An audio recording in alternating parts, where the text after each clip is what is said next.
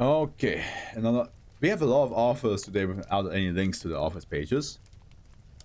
We got Doom Smith, and they wrote a well-documented marble. All right, here we go. Because Euclid, special containment procedures. SCP-3107 is to be contained in sealed containment locker 122. Access to SCP-3107 is prohibited by order of Site-19 administration. Individuals erroneously requesting access to SCP-3107 must submit to a mandatory psychological evaluation.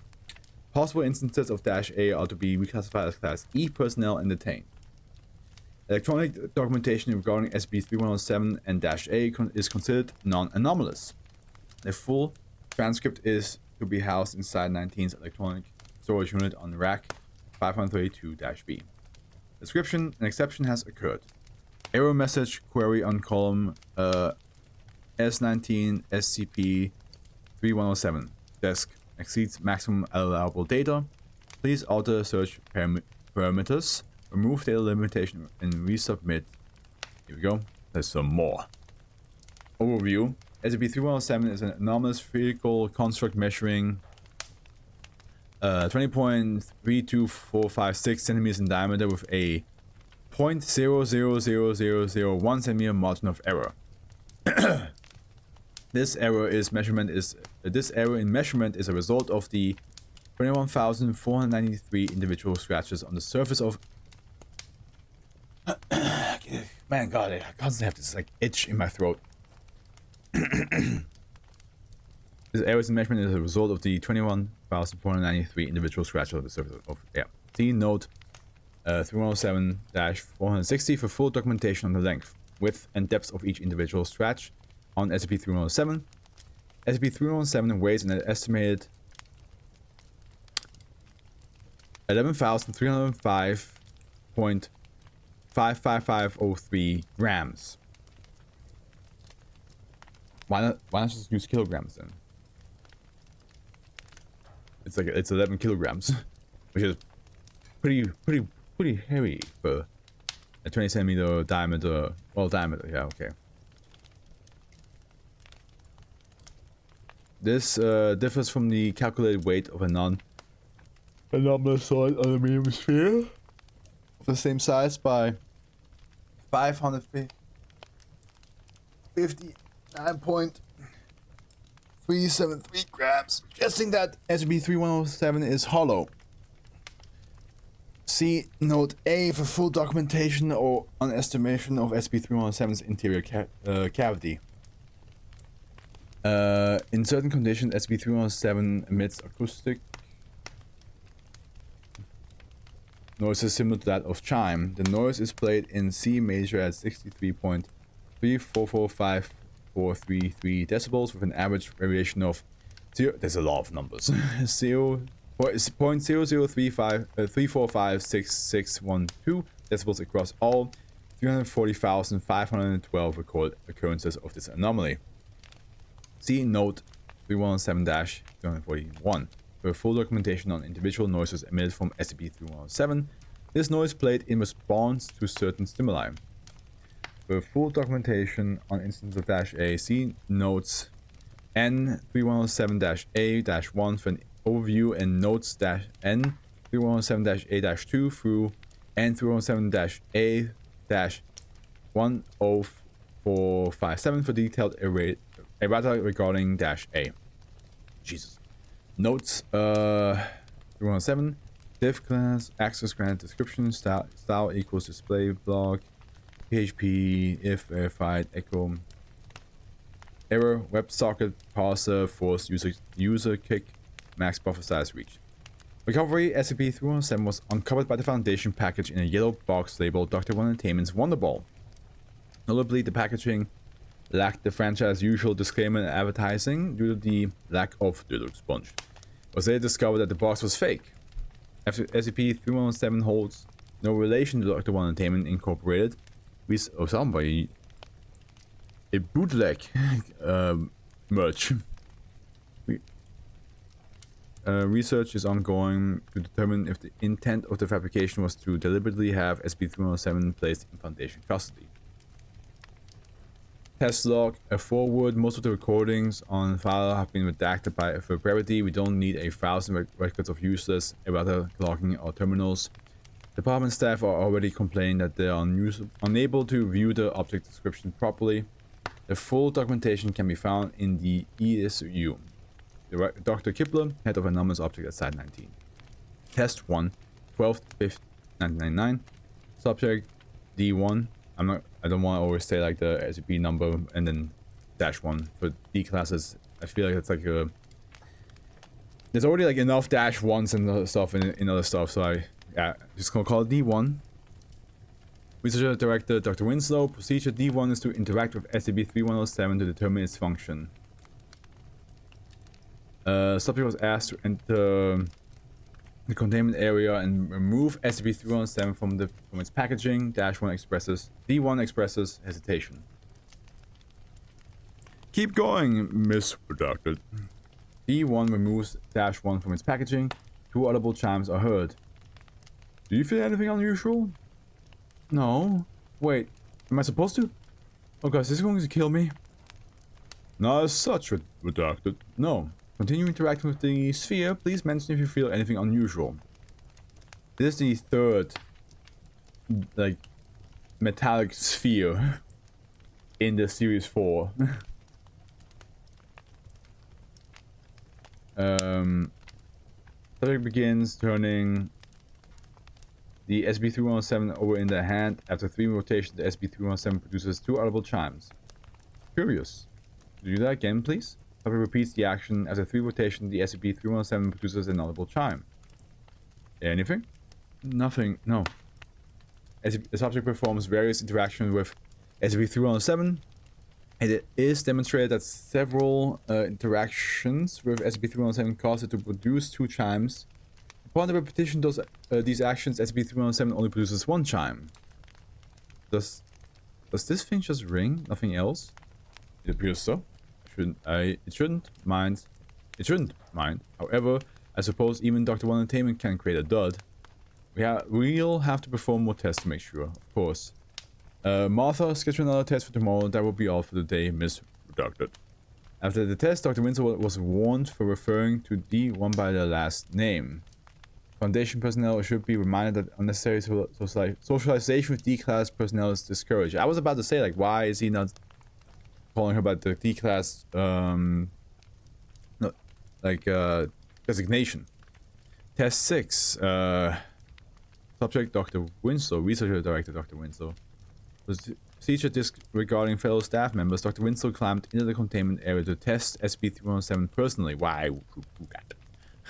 Dr. Winslow, why would you do that? Immediately, an alarm sounds indicated a containment breach.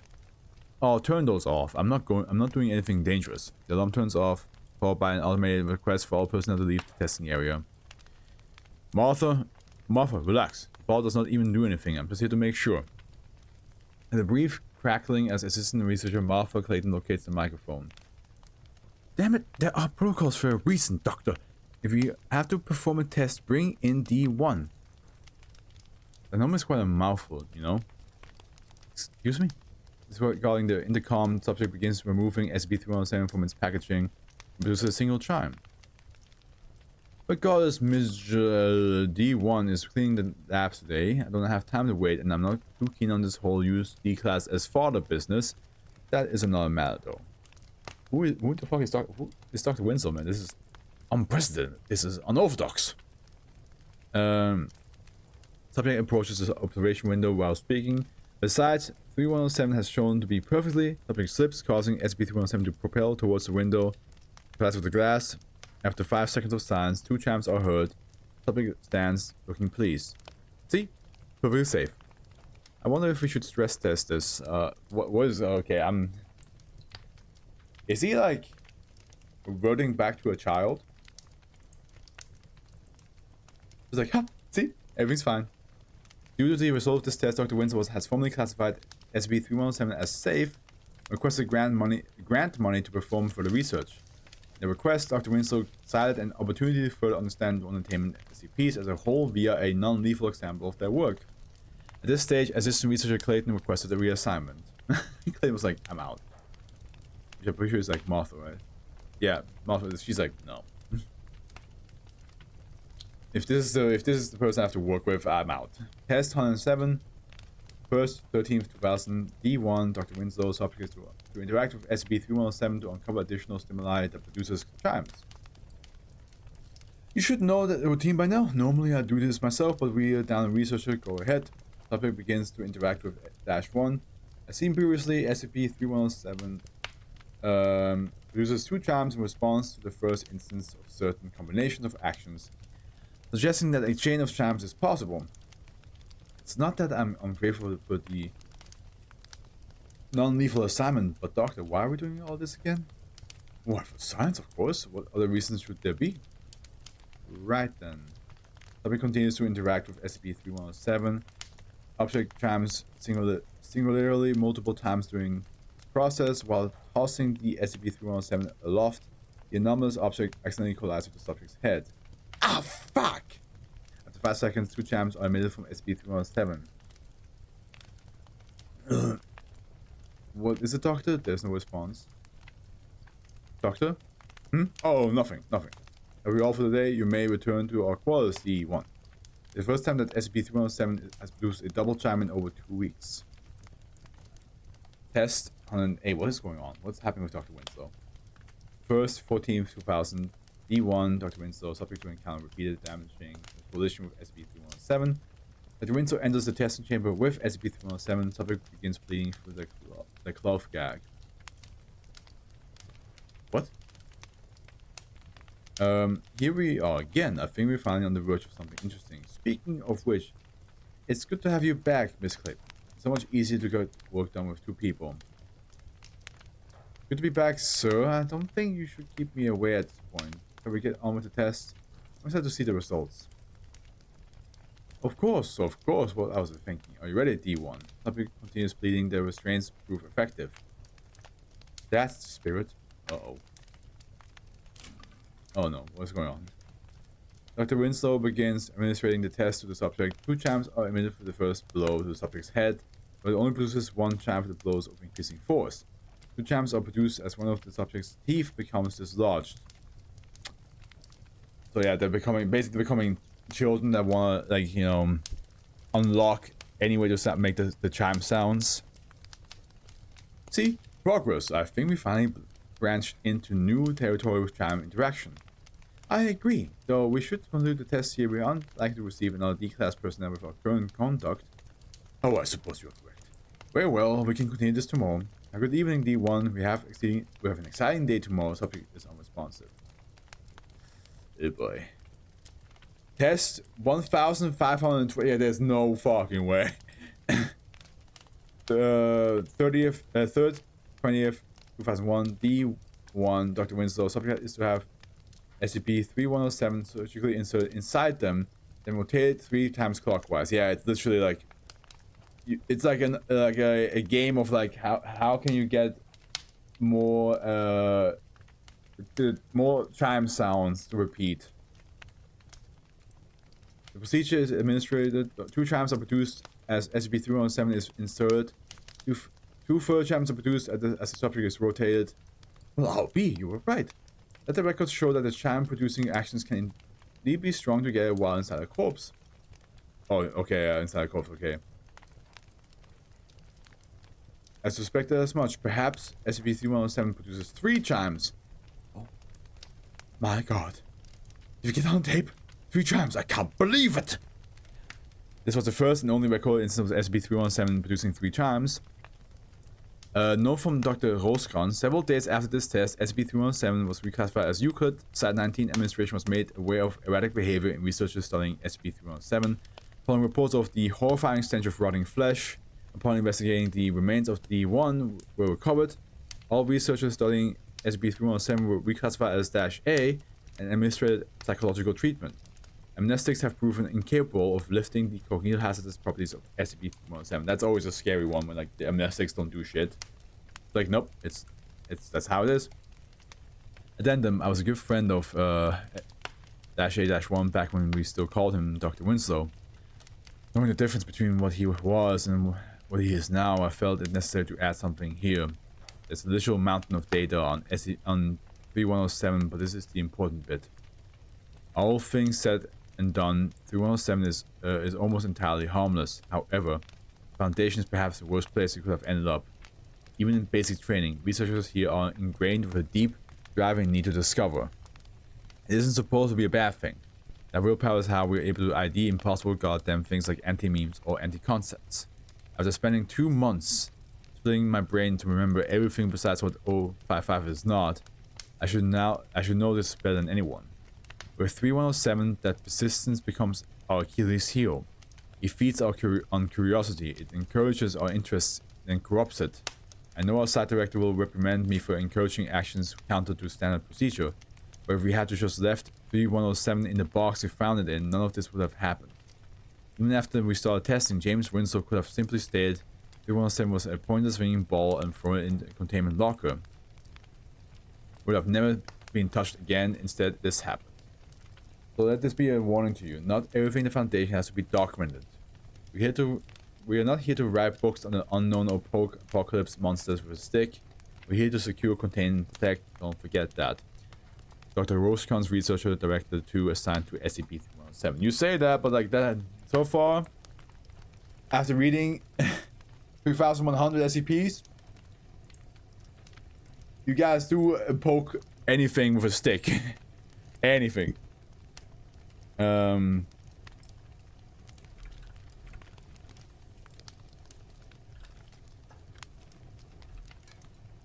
Yeah.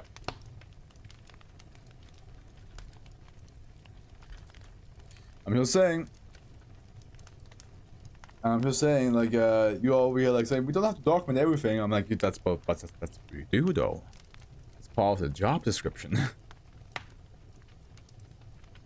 That's part of what you do. Ah, okay. Noticing that Dr. Winslow is doing a lot of studying with SCP-3, yeah. It's basically like I said, it's like this whole feeling of like you found something out.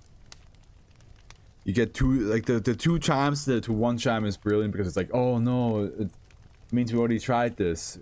Now we have to try something else to see if we can get 2 chimes, and then we had the 3rd chime pop in, which we don't even know why that happened.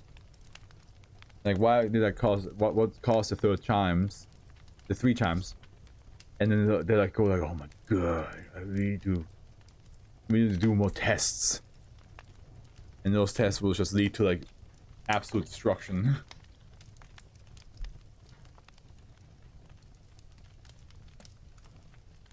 All right, let's continue.